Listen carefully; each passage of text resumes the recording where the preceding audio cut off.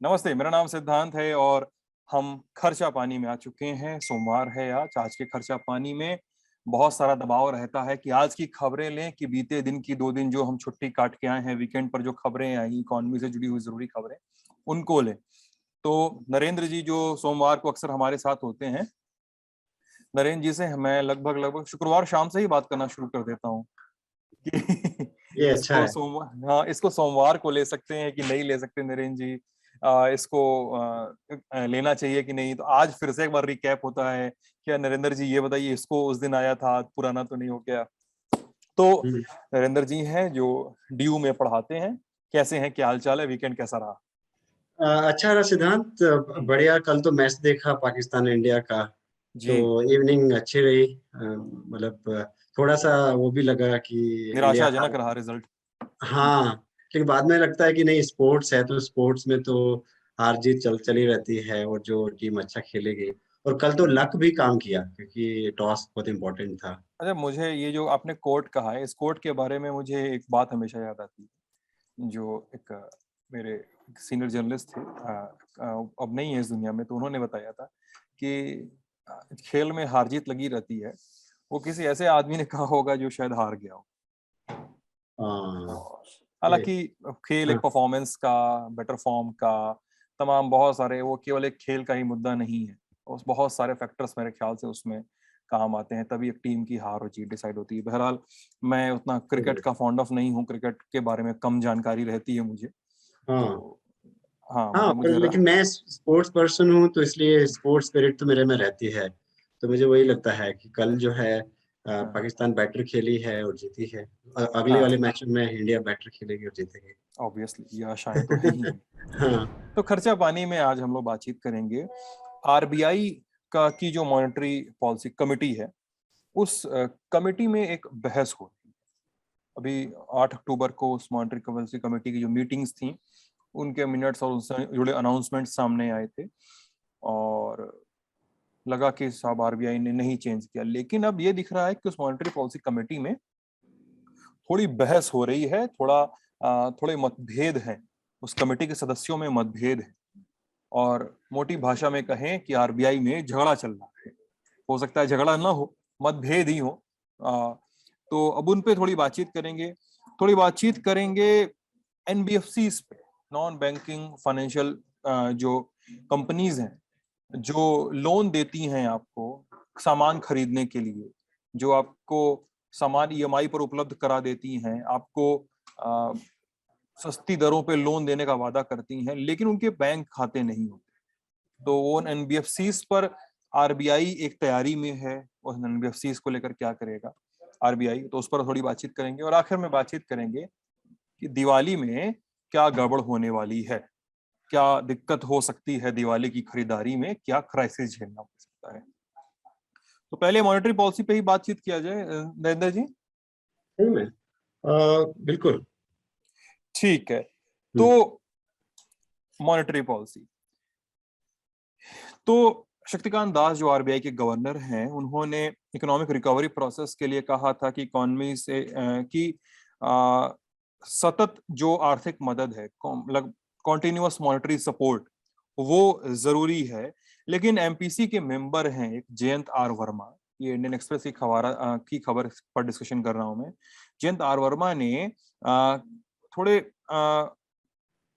कड़े रुख को अपनाते हुए थोड़ी पॉलिसीज को एक्सेप्ट करने की बात की थी, थोड़ा सख्त रुख से मॉनेटरी सपोर्ट को अपनाने की बात कही थी। और उन्होंने अपनी बातचीत में, इंडियन एक्सप्रेस से बातचीत में, ये अपनी चिंता भी जाहिर की थी कि इन्फ्लेशन और ग्रोथ का जो रिस्क है वो अब कंट्रोल से बाहर है। वो इन्फ्लेशन और ग्रोथ का रिस्क जो है कंट्रोल से बाहर है। एनर्जी प्राइसेस में बढ़त है, कहा कि प्राइस में 1977 जैसा शॉक देखने को न मिले एनर्जी प्राइसेस में।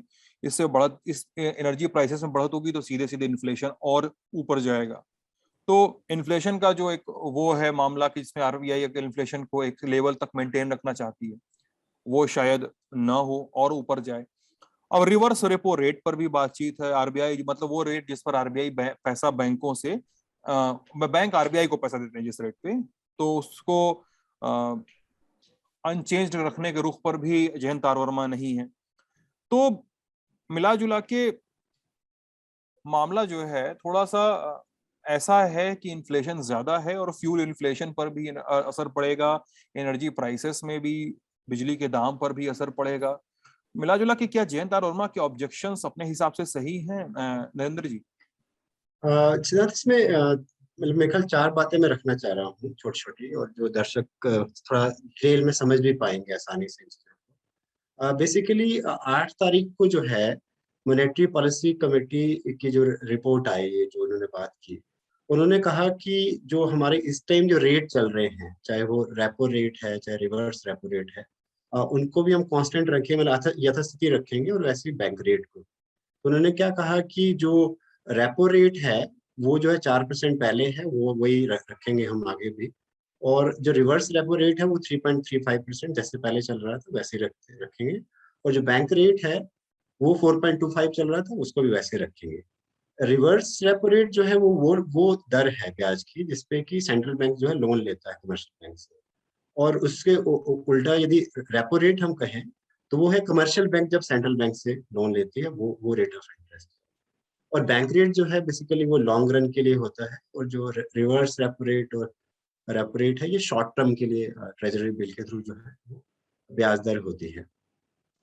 तो उसमें जो आप ठीक कह रहे हैं कि जयंत वर्मा ने ये बोला कि जो यथास्थिति है इसको बदलना चाहिए, और उसका कारण वो यही दे रहे हैं जो आपने समझाया कि देखिए रेट ऑफ इंटरेस्ट बहुत लो चला गया है, और इतना ज्यादा लो करना ठीक नहीं है, उसको बढ़ाया जाना चाहिए। तो वो थोड़ा बढ़ाने की बात कर रहे हैं, वो कह रहे हैं कि जो रेपो रेट है या बैंक रेट है, रिवर्स रेपो रेट है, उसको थोड़ा बढ़ाइए। जब वो बढ़ेगा तो रेट ऑफ इंटरेस्ट पे थोड़ा बढ़ेगा, जो जो कमर्शियल बैंक पब्लिक को जो रेट ऑफ इंटरेस्ट देती है। बैंकों के पास ज्यादा पैसा जाएगा इससे? मतलब एक लेवल पे ये कहेंगे कि वो नहीं, थोड़ा टाइट रखना चाहते हैं मॉनेटरी पॉलिसी को, मतलब एक तरह से। अच्छा, अच्छा। हाँ, हाँ, कि वो कम कम जो है लोन देना चाहेंगे, कम पैसा देना चाहेंगे पब्लिक में भी, कमर्शियल बैंक से, जिससे कि क्योंकि वो ये कह रहे हैं कि इन्फ्लेशन है इकोनॉमी में, और मतलब जब मुद्रा, लोनिंग की जो हैबिट है उसको कंट्रोल करना चाह रहे हैं वो? हाँ, लोन लोन ओके, की हैबिट, ओके। मतलब इससे कि मनी सप्लाई कम हो मार्केट में, क्योंकि मनी सप्लाई जितनी ज्यादा है, मुद्रा जितना बाहर जा रही है बाजार में या अर्थव्यवस्था में, तो ऑलरेडी इन्फ्लेशन और बढ़ेगा।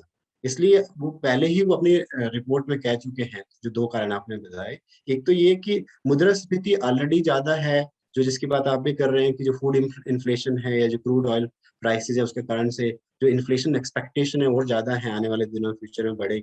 तो यदि और कम रेट ऑफ इंटरेस्ट पे ज्यादा मनी सप्लाई करेंगे तो दिक्कत आएगी, इसलिए इसको बढ़ाया जाना चाहिए रेट ऑफ इंटरेस्ट को। और दूसरा कारण जो जिसको हम डिटेल में समझ सकते हैं, वो कहते हैं कि अनसर्टेन है हमारी जीडीपी ग्रोथ रेट। तो जब इतनी अनसर्टेन है, इसमें पता नहीं है कि अभी 9.3 बोल रहे हैं, फिर दोबारा अब 6% कह रहे हैं जीडीपी ग्रोथ रेट रहेगी, तो इस वाली परिस्थिति में हमें कहीं ना कहीं जो मनी सप्लाई को उसको कंट्रोल करना चाहिए, कम करना चाहिए, जो कि ज्यादा रेट ऑफ इंटरेस्ट हो उतना बेहतर होगा। तो ये तो 2 मेन पॉइंट है जिनको भी डिटेल में मतलब दर्शक समझ सकते हैं या समझा सकते हैं आसानी से। जी। सच में क्या होना चाहिए, मतलब ये डिबेट बनी है, जयंत वर्मा कह रहे हैं कि वो बढ़ना चाहिए रेपो रेट या रिवर्स रेपो रेट या बैंक रेट या रेट ऑफ इंटरेस्ट, और जनरली जो कंसेंसस बना है, जो बाहर बात आई है कि नहीं बढ़ाया गया है, तो सेम रखा गया, लोअर रेट ऑफ इंटरेस्ट है। उसमें मुझे क्या कहना है, मतलब मैं जो समझने की कोशिश कर रहा हूँ, इसमें मैं 2 पॉइंट कहूंगा जो महत्वपूर्ण मुझे लगते हैं। एक तो ये कि मुझे लगता है कि अभी जो पॉलिसी है गवर्नमेंट ऑफ इंडिया की, आरबीआई की, वो मुझे लगता है ठीक है, यथास्थिति बनाई जानी चाहिए। उसका कारण एक तो मुझे ये लगता है कि जो इन्वेस्टमेंट रेट है, जो निवेश की दर है भारत में, वो ऑलरेडी कम है, और कोविड-19 में कम निवेश हो रहा है। तो यदि कम निवेश हो रहा है तो रेट ऑफ इंटरेस्ट इतना कम होगा, तो इंसेंटिव होगा निवेश को बढ़ाने के लिए। लेकिन उसके साथ साथ मैं ये जरूर कहूंगा कि निवेश किसकी, मतलब किसका निवेश बढ़ाया जाना चाहिए, या किसको ज्यादा हेल्प करनी चाहिए यदि आप रेट ऑफ इंटरेस्ट कम रखते हैं, तो उसमें बार बार ये मांग आ रही है कि जो स्मॉल स्केल इंडस्ट्रीज है उनको और जो है फायदा दिया जाए, उनका और ध्यान रखा जाए, इसको कहेंगे प्राइम लैंडिंग रेट है उसको कम रखें। और साथ में इसको इससे भी जोड़ा जाना चाहिए, इसी इसी बात को, कि किसानों को जो ऑलरेडी लोन दिए गए हैं उसको कहीं ना कहीं हमें देखना होगा, उसको माफ करने के लिए देखना होगा, या ये कहें कि जो स्मॉल स्केल इंडस्ट्री के जो लोन है उसको भी कहीं माफी की तरफ हमें सोचना पड़ेगा, क्योंकि कोविड-19 का ऐसा 100 सालों के बाद इस तरह की कंडीशन आई है। तो मुझे लगता है कि एक लेवल पे इन्वेस्टमेंट का माहौल, चाहे वो एग्रीकल्चर में है या इंडस्ट्री में, वो बेहतर होगा। एक पॉइंट तो ये था जो डिटेल में मैं कहना चाहूंगा मेरी मेरी तरफ से जो है। दूसरा पॉइंट मुझे लगता है कि सिर्फ मौद्रिक नीति की बात नहीं की जाए, ये डिबेट है, डिबेट में ज्यादा अभी आरबीआई ठीक ही है, और किसी मेंबर का प्रोफेसर जयंत वर्मा जो आईआईएम में अहमदाबाद में है, तो कह सकता है अपनी बात, वो थोड़ा उसमें कोई प्रॉब्लम नहीं है, लेकिन एज ए होल जो है वो रेट ऑफ इंटरेस्ट कम ही है। लेकिन मुझे ये लगता है कि ये जो एक्सपेंशनरी मॉनेटरी पॉलिसी बोलते हैं इस बात को, कि जब रेट ऑफ इंटरेस्ट कम रखा जाता है तो मनी सप्लाई इकोनॉमी में ज्यादा होती है और उससे प्रोडक्शन, इनकम, जीडीपी, इन्वेस्टमेंट बढ़ने के ज्यादा चांसेस होते हैं, और जो हो भी रहे हैं एक लेवल पर, इसलिए हमें ग्रोथ रेट ज्यादा दिखती है। लेकिन साथ में इस लास्ट पॉइंट में ये कहूंगा कि फिस्कल पॉलिसी को भी दूर नहीं रखना चाहिए, जो हमने पहले खर्चा पानी के एपिसोड में मैंने कहा था कि सारे देश विश्व में सरकारी पैसा लगा रहे हैं अलग अलग चीजों की जो समस्या आई हैं, चाहे वो रोजगार की समस्या है, चाहे वो लाइवलीहुड का जो इशू है, या जो भूख का प्रश्न है, उसके लिए सरकार को और हस्तक्षेप करना चाहिए, सरकार को और एक्टिव होना चाहिए मॉनेटरी पॉलिसी, मतलब इस पॉलिसी के साथ। तो मतलब इस पूरी पॉलिसी वाले पूरी बहस में सरकार का हस्तक्षेप होना चाहिए, आप ये बिल्कुल कह रहे हैं? बिल्कुल बिल्कुल। हाँ, तो लेकिन सरकार के हस्तक्षेप से ही ये हुआ ना, सरकार के हस्तक्षेप से ही मॉनेटरी सपोर्ट और लोनिंग वाला पूरा स्ट्रक्चर हुआ, सामने आया है ना नरेंद्र जी। वो हाँ सरकार के हस्तक्षेप से ही था, मतलब जिसको बार बार हम बैंकों के लिए खराब स्टेप मान रहे हैं, हम बैंकिंग रेगुलेटर की वो भी चिंता है, मार्केट के लिए वो खराब स्थिति है, तो मतलब सरकार का हस्तक्षेप हो तो कैसा हो? वो बेसिकली जो मैं पिछले एपिसोड में बात कर रहा था कि देखिए मॉनेटरी पॉलिसी बहुत ज्यादा इस्तेमाल हो रही है हिंदुस्तान में, जबकि मैंने अमेरिका का एग्जांपल दिया था, मतलब हमारे से 3 गुना ज्यादा, जो तीन क्या मतलब था, 20 ट्रिलियन डॉलर जो है उनकी इकोनॉमी है, हमारी अराउंड 3 ट्रिलियन डॉलर जो है इकोनॉमी है, तो 6 गुना, छह से भी ज्यादा। इतनी बड़ी इकोनॉमी में वो अपना 5 ट्रिलियन डॉलर, मतलब कहने का मतलब ये है कि इंडिया का जो जीडीपी है उससे 2 ट्रिलियन डॉलर जो है ज्यादा वो अपने फिस्कल पॉलिसी में स्पेंड कर रहे हैं या खर्च कर रहे हैं उनकी सरकार। तो हम तो ये चाहेंगे, इवन जो अभी 10% ये इकोनॉमिक पैकेज में इसका फिस्कल मेजर भी है और मॉनेटरी मेजर भी है, उसका मॉनेटरी मेजर ज्यादा है, लोन एडवांस जो जिसके के थ्रू ये मॉनेटरी पॉलिसी गवर्न हो रही है। लेकिन मैं ये कह रहा हूँ कि फिस्कल पॉलिसी का कंपोनेंट बढ़ना चाहिए, जो 2-3% है उसको लगभग 7-8% होना चाहिए। कहने का मतलब है, राउंड में ये कहूँ तो लगभग 8 10 और उससे 10 उससे ठीक है, उससे होगा क्या, मतलब उसको और ब्रेक डाउन करके आसान भाषा में अगर समझे हाँ, नरेंद्र जी आसान प्लीज। भाषा से मैं ये कहना चाह रहा हूँ, जो जैसे कि एक तो कैश ट्रांसफर जितना किया जा सकता है, जितना जो गरीब, मतलब एक बेंचमार्क बना लिया जाए कि 20 लगभग जो गरीबी रेखा के जो नीचे लोग हैं, उनको जो है उनके बैंकों में बैंक पैसा ट्रांसफर करें, वन, क्योंकि उसका कारण ये एक तो यही है कि भूख से त्रस्त हैं, मतलब जो हंगर इंडेक्स है कहीं ना कहीं यही रिफ्लेक्ट कर रहा है। दूसरा मुझे लगता है कि एक लेवल पे स्मॉल स्केल इंडस्ट्रीज को और एग्रीकल्चर को फायदा दे, और उनके लोन जो है वो माफ हो। यदि वो लोन माफ होंगे तो उनसे उन्हें और इंसेंटिव मिलेगा इन्वेस्टमेंट्स का, चाहे वो फार्मर्स हैं चाहे वो स्मॉल स्केल इंडस्ट्रीज हैं, क्योंकि उनका ध्यान रखने वाली बात है कि जीडीपी उनका कंट्रीब्यूशन बहुत ज्यादा है। और इसलिए यदि इन्वेस्टमेंट हम बढ़ाना चाहते हैं तो सिर्फ ऐसा नहीं है कि जो ऑलरेडी रिच कंपनीज हैं या टॉप जो कॉर्पोरेट सेक्टर है उन्हीं को फायदा दे, ऑलरेडी उनको फायदा हो ही रहा है, वो स्टॉक मार्केट में दिख भी रहा है। लेकिन जो छोटे मंझोले जो उद्योग हैं या जो छोटे किसान हैं, उनको हेल्प करना बहुत इंपॉर्टेंट है उसके साथ, और इस फिस्कल पॉलिसी से वो हो सकता है।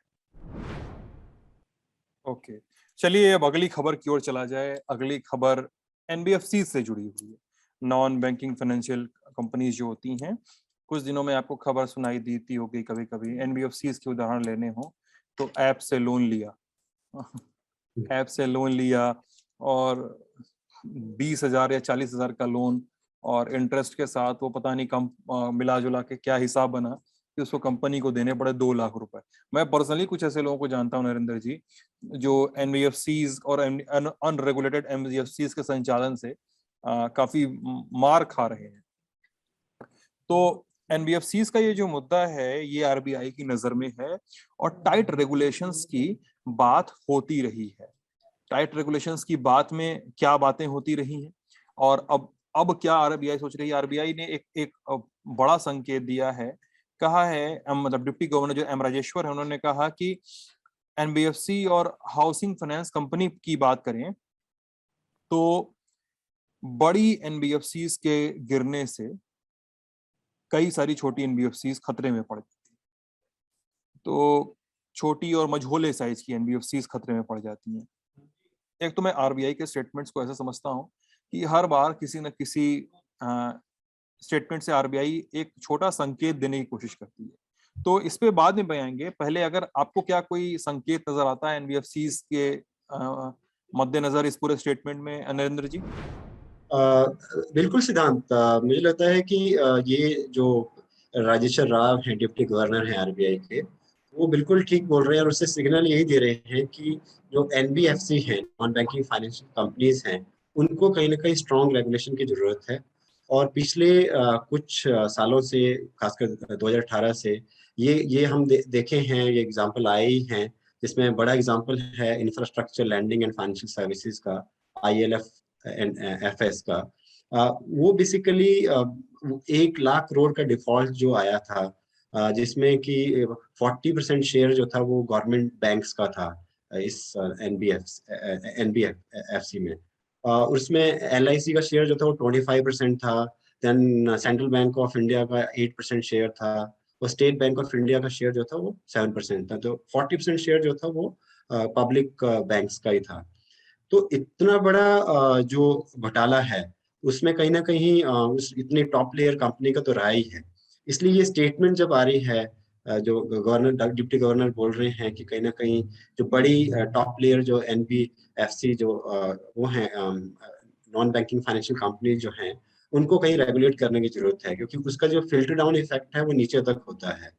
क्योंकि कहीं ना कहीं उसकी गुडविल जो है, या उसकी जो एक तरह से समझे जा सकते हैं कि जो कंट्रीब्यूशन है इकोनॉमी में, उस पे इम्पैक्ट पड़ता है। और उसको हम इस तरह से भी देख सकते हैं कि एनबीएफसी का जो कंट्रीब्यूशन है जीडीपी में, वो अराउंड 12% है। मतलब इंडियन जीडीपी का 12% शेयर जो है वो नॉन बैंकिंग फाइनेंशियल कंपनी से आ रहा है, इस सेक्टर से आ रहा है। और उसको यदि ठीक से क्वालिटी सर्विसेज और प्लस जो है करप्शन लेस जो है सेक्टर नहीं बनाया जाएगा, तो उसका जो चेन इफेक्ट है वो आगे तक होगा। और इसके लिए जाहिर सी बात है कि ये इम्पोर्टेंट एक तरह से पॉलिसी रेगुलेशन की तरफ मूव कर रही है आरबीआई, जो कि बहुत ही जरूरी है इस टाइम। जबकि इस तरह की एनबीएफसी की रिपोर्ट आ रही है, और ये जो एग्जांपल रहा है ILFS का, जिसमें इतना बड़ा 1 लाख करोड़ के लगभग जो घोटाला हुआ है। और उसमें मैं एक लास्ट में ये बात ऐड करूंगा कि एक तरह से ये भी बोला जा रहा है कि इवन पब्लिक सेक्टर के जो एक तरह से बैंक्स हैं, उनके जो मतलब एक तरह से बोर्ड मेंबर्स हैं, वो भी कहीं ना कहीं कंट्रीब्यूट कर रहे हैं। और इस चीज को उजागर किया भी है, जो अभी इंक्वायरी हो रही है इस घोटाले के बारे में। तो इसलिए आरबीआई और जो है अब अवेयर हो गई है कि कहीं ना कहीं इसको कंटेन करने की जरूरत है। और यदि स्ट्रॉन्ग रेगुलेशन नहीं होगी, तो कहीं ना कहीं नॉन बैंकिंग फाइनेंशियल कंपनी जो है उस सेक्टर में और ज्यादा चैलेंजेस होंगे आने वाले दिनों में। कई स्टेटा में भी बांटने की तैयारी है उनको, एनबीएफसीज को ना? बिल्कुल, मतलब चार चार लेयर्स में बात कर रहे हैं, जिसमें कि एक टॉप लेयर है, जिसमें इंडिया में टोटल 9,500 जो है वो नॉन बैंकिंग फाइनेंशियल कंपनीज हैं। उनको पहले कंटेन करने की कोशिश कर रहे हैं, स्ट्रॉन्ग रेगुलेशन वहाँ वो बात कर रहे हैं, क्योंकि वहीं से फिल्टर हो रही है चीजें आगे जो है डिफॉल्ट की। और उसके बाद जो है मॉडरेट है, देन मिडल है, देन बॉटम बॉटम लेयर है। तो इन 4 लेयर्स को ही डिफरेंट रेगुलेशन से जो है वो कंट्रोल करने की कोशिश कर रहे हैं आरबीआई।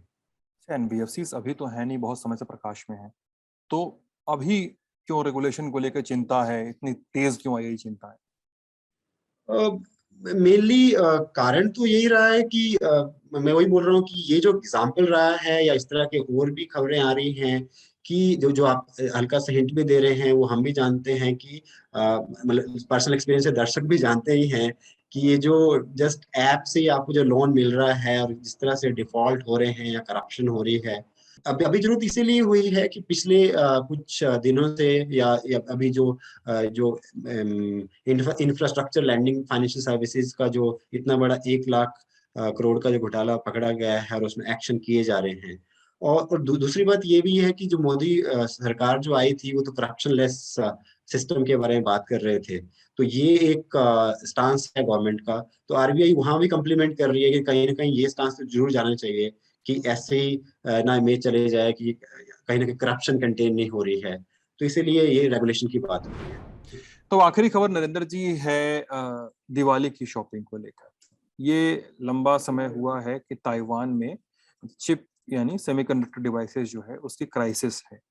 खर्चा पानी के जो पुराने एपिसोड्स हैं हमने उसमें भी ये कई बार ये डिस्कशन किया है कि जो क्राइसिस है वो कैसी चल रही है, क्यों चल रही है। बार बार उसको इंडिया में शिफ्ट करने की बात हो रही है कि इंडिया में सेमीकंडक्टर डिवाइसेस का उत्पादन शुरू हो। लेकिन इसका एक बड़ा परिणाम जो है वो देखने को मिलेगा। आईफोन जो एप्पल के हैं उनकी डिलीवरी टाइम 3-4 हफ्ते तक खिंच गई है। कई ब्रांडेड इंपोर्टेड डिवाइसेस, बड़ी गाड़ियां बढ़िया एसयूवी लोग खरीदने जा रहे हैं तो नहीं मिल रही है। डिमांड जो शॉर्टेज में है लगभग 15 से 30% तक आसपास है। तो मेरे 2-3 सवाल हैं, उसके बाद सारा गेंद आपके पाले में, सब कुछ आपको बताना है। ये कब तक रिजॉल्व होगा, क्योंकि ताइवान में क्राइसिस है, इंडिया में पता नहीं कब शुरू होगा। इंडिया में क्या कोई कभी आत्मनिर्भरता देखने को मिलेगी हमें सेमीकंडक्टर डिवाइसेस के नाम पर, और सेल पर और पूरे पूरे मार्केट पर इसका कितना असर हो रहा है नरेंद्र जी? इसको मतलब आप जो तीन जो आपके प्रश्न हैं उन्हीं को मैं इनफैक्ट एलैबोरेट कर रहा हूँ। और मैंने पिछले जो खर्चा पानी के एपिसोड है उसमें मैंने देखा भी है और अच्छे से लोगों ने बात की है उस पॉइंट पे। ये बात सही है कि जब कोविड-19 पैंडेमिक के बाद या उस प्रोसेस में जब रिकवरी हो रही है, इकोनॉमिक रिकवरी, तो डिमांड बढ़ी है। और खासकर जो टेक्नोलॉजिकल एडवांसमेंट हो रही है उसमें जो सेमीकंडक्टर है उसकी डिमांड काफी हाई है। नंबर में भी हाई हुआ है और उसकी क्वालिटी भी एक्सपेक्ट कर रहे हैं कि क्वालिटी भी हायर लेवल की हो। और उसमें हमें नहीं भूलना चाहिए, और मुझे लगता है कि ये तो हमें बिल्कुल समझना चाहिए, दर्शकों को भी समझना चाहिए कि चाइना की इम्पोर्टेंस समझ आ रही है। कि चाइना आज यदि नहीं सप्लाई कर पा रहा है सेमीकंडक्टर जितने की डिमांड हो रही है कोविड-19 पेंडेमिक में, तो वर्ल्ड लेवल पे वो शॉर्टेज हमें दिख रही है जो इंडिया में भी रिफ्लेक्ट कर रही है। उसमें इंडिया के लिए क्या अपॉर्चुनिटीज हैं या क्या चैलेंजेस हैं, चाहे वो मतलब बेसिकली हम 3 C's की बात कर रहे हैं, चाहे वो कंज्यूमर ड्यूरेबल्स की बात है, चाहे वो कार की बात है, चाहे वो चिप की बात है। तो अल्टीमेटली मुझे मुझे ये लगता है कि उसे हमें एक इंडिया इसमें एक लेसन तो इम्पोर्टेंट ये ले सकता है कि हमारा R&D जो है, रिसर्च एंड डेवलपमेंट जो है, वो कम है, वो 1% ऑफ जीडीपी से भी कम है। यदि हम उसको बढ़ाएं, मतलब इसका मतलब है जो government of India public spending जो है वो इंक्रीज करे R&D में, तो जो कि चाइना 3% स्पेंड कर रहा है, जो अमेरिका जो है 4 से 5% जो R&D में रिसर्च एंड डेवलपमेंट में खर्च करता है। तो ऑब्वियस है जब गवर्नमेंट जो है इन्वेस्टमेंट जब ज्यादा करती है रिसर्च एंड डेवलपमेंट में, और वो कहीं भी हो सकता है, वो पब्लिक एजुकेशन में हो सकता है, वो साइंटिफिक जो डिपार्टमेंट है वहाँ हो सकता है, या टेक्नोलॉजिकल जो डिपार्टमेंट्स हैं गवर्नमेंट के वहाँ हो सकता है, या कहीं ना कहीं मुझे लगता है रेगुलेशन के थ्रू ये भी कर सकते हैं कि जो कंपनी है उनको बोला जाए कि R&D जो है इंक्रीज करें। क्योंकि जाहिर सी बात है कि ये मैक्रो लेवल पे मैं रिपोर्ट्स देख रहा था कि 2021 में 2021 में ये अभी रिजॉल्व नहीं होगा, शॉर्टेज आपने कही। तो बेसिकली जो इंडिया के लिए लेसन है इस चैलेंज में, जो शॉर्टेज में, जो सेमीकंडक्टर की शॉर्टेज है क्वांटिटी में भी और क्वालिटी में भी, उसमें मैं यही कह रहा था कि R&D को वहां से लीजिए ना कि शॉर्टेज अभी चलेगी कुछ समय तक ये हाँ वाली। शॉर्टेज यहाँ चलेगी। और मैं मैक्रो लेवल पे रिपोर्ट्स को देख रहा था जिसमें ये बोला जा रहा है कि 2023 तक जो है ये शॉर्टेज रहेगी। और जाहिर सी बात है जब 2023 तक ये शॉर्टेज रहेगी, 2022 भी हमारे पास है। 2023 तक? हाँ 2023 तक। तो अच्छा। जब बिल्कुल, और जब तक शॉर्टेज रहेगी तो इंडिया के लिए ये एक अपॉर्चुनिटी हो सकती है कोविड-19 पैंडेमिक, कि चाइना सप्लाई नहीं कर पा रहा है। चाइना कहीं ना कहीं जो है एक लेवल पे ये कहें कि उतना अब जो कैपेसिटी चाइना के पास नहीं है। तो ये एक गुड अपॉर्चुनिटी है इंडिया के पास कि वो पब्लिक स्पेंडिंग ज्यादा करे R&D में, थ्रू एजुकेशन, थ्रू साइंटिफिक या टेक्नोलॉजिकल डिपार्टमेंट, और उसके थ्रू जितना बड़ा हमारा यूथ पॉपुलेशन है इस टाइम जो है उसको एक लेवल पे, मुझे लगता है कि ट्रेनिंग भी दी जा रही है कि IIT से इतने सारे ग्रेजुएट्स निकल रहे हैं, या इतने जो है इंजीनियरिंग कॉलेज से ग्रेजुएट्स निकल रहे हैं, या यूनिवर्सिटी से इतने जो है masters in science and technology निकल रहे हैं। तो उनको कहीं ना कहीं जॉब भी मिलेगी, और साथ में जो है हम एक ग्लोबल लेवल पे एक, मुझे लगता है कि बड़ा टेक्नोलॉजिकल हब जो है वो हो सकता है इंडिया, यदि राइट इन्वेस्टमेंट गवर्नमेंट की तरफ से आए। लेकिन मेरे ख्याल से जो मैन्युफैक्चरिंग का ऑगुमेंटेशन वगैरह है, स्टार्ट से लेकर ऑगुमेंटेशन तक, वो इतना जल्दी क्विक शूट तो करेगा नहीं कि हम इतना जल्दी देख पाए कि चाइना केवल इंडिया के लिए तो बनाता नहीं था, और हम भी बनाएंगे तो केवल इंडिया के लिए तो बनाएंगे नहीं, हमारे सामने ग्लोबल मार्केट की रिक्वायरमेंट्स वगैरह होंगी तो हम कितना उसको मीट कर पाएंगे। मेरा ये भी एक कंसर्न है, क्योंकि मतलब 2021 की दिवाली खराब हुई, 2022 की भी दिवाली की शॉपिंग खराब हुई, 23 वाली भी गड़बड़ रहेगी क्या? मुझे इसमें मुझे तो लिंकेज वैसे भी करना था जो आप पहले बात कर रहे थे, जिसको कि मैं मिस कर गया था, वो ये है कि आत्मनिर्भर भारत, जिसमें कि मैन्युफैक्चरिंग सेक्टर पे जो मोदी जी बोल रहे हैं कि हम जो है अब हब बनेंगे, मैन्युफैक्चरिंग हब। मुझे लगता है कि मैन्युफैक्चरिंग हब जो है, यदि चाइना का हम थोड़ा इमेजिनेशन में चीजें ला रहे हैं, और मुझे लगता है वो है कहीं ना कहीं प्राइम मिनिस्टर के दिमाग में या गवर्नमेंट के दिमाग में, तो अभी ये ऐसा मौका है जहां पे कि पब्लिक इन्वेस्टमेंट जो है बेटर की जाए, और साथ में इस टाइम जो यूथ बल्ज हमारे पास है, यूथ बड़ी पॉपुलेशन है जो बार बार जो है कोट की जाता है, जब तक उसका ऑप्टिमल एक लेवल पे यूज नहीं होगा, मतलब जिसमें मैं ये कहूंगा कि हाईटेक एडवांस सेक्टर में यदि हाईली एजुकेटेड यूथ का यूज नहीं होगा, तो जो ड्रीम है आत्मनिर्भर भारत में, वो मिसिंग होगा। और उसका कारण मैं ये भी समझता हूँ, मुझे तो मैक्रो लेवल ब्रॉडर पे ये चीज हमें समझनी होगी कि चाइना की जो डेवलपमेंट रही है ग्रोथ की, वो ऐसे रही है agriculture, industry and service sector. India एक मिसिंग लिंक है, वो मिसिंग लिंक है मैन्युफैक्चरिंग सेक्टर, जिस साइड आप बोल रहे हैं। मैन्युफैक्चरिंग सेक्टर हमें हमेशा जो 25% था 90s में कंट्रीब्यूशन जो था इंडियन जीडीपी में, अब वो इस टाइम में वो 15% हो गया है। तो उसको यदि आपको बढ़ाना है, तो उसको बढ़ाने के लिए गवर्नमेंट का स्ट्रॉन्ग इंटरवेंशन, इसलिए मैं बार बार रिपीट भी करता रहता हूँ कि फिस्कल पॉलिसी जो है जब तक अच्छी नहीं होगी, गवर्नमेंट फंडिंग ज्यादा नहीं होगी, गवर्नमेंट का प्रॉपर इन्वेस्टमेंट नहीं होगा, तो ये अपॉर्चुनिटी भी हम खो देंगे। इसलिए बहुत महत्वपूर्ण है इस टाइम कि इस चीज को समझा जाए, और वो पब्लिक इन्वेस्टमेंट भी की जाए R&D में या एजुकेशन में, टेक्नोलॉजी में, और साथ में मैन्युफैक्चरिंग सेक्टर को कनेक्ट किया जाए उससे। मैं तो ये भी कहूंगा कि सिर्फ ये बात ना की जाए कि मतलब ग्लोबल गुरु जब ही बनाया जा सकता है जब एजुकेशन और एम्प्लॉयमेंट में लिंक हो।